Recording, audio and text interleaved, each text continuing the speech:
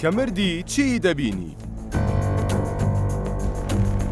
نهێنیەکی ترسناک کە زانایان ئاشکرایان کرد، بەڵام پێغەمبەر زیاتر لە 1400 ساڵ پێش ئێستا فەرموویەتی چی ڕوودەدات لە کاتی مردن و لە دوای مردن. زانست دەڵێت مێشک چەند سانیە کار دەکات لە دوای لە کارکەوتنی دڵ، ئەی دوای چەند دەقەیەک چی دەگوزارێت و مرۆڤ چی لێدێت. بۆ یەکەم جار لە مێژوودا ئەو ساتە تۆمار کرا کە 1400 ساڵ پێش ئێستا پێغەمبەر بان درودی خودای لێبێت فەرموو بووی.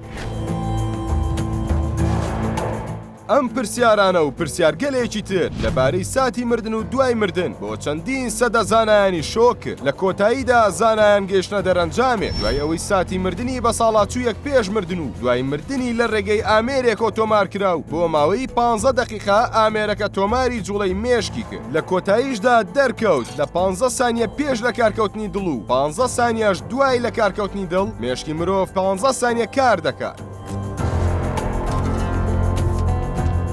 دەرکەوت لە ماوەی وەستانی دڵ مێشکی مرۆڤ هەموو یادەوەریەکان لە شێوەی ڤیدیۆیەکی خێرا بۆ مردووەکە لێ دەداتەوە بە هاوکاری کۆمەڵە شەپۆلێکی مێشک کە بەلەرینەکانی گاما ناسراون. ئەم شەپۆلانە بەشدارن لە چالاکیەکانی وەک بیرهێنانەوەی یادەوەری و خەونبینی، دەرچیزکردن و بەدەستهێنانی زانیاری و هۆشیاری بەوتەی ئەو کەسانەشی کە نزیک بوونەتەوە لە لێواری مردن و دوایی گەڕاونەتەوە بۆ ژیان دەڵێن هەموو یادەوەریەکانیان لە تەمەنی منداڵیەوە بینیوەتەوە تەنها لە ماوەی 3 سانیەدا شێوەیەکی ڤیدیۆیی خێرا و تووشیانە وامان هەست کردووە کە لە ناو ژیانێکی ڕاستەقی نەداین.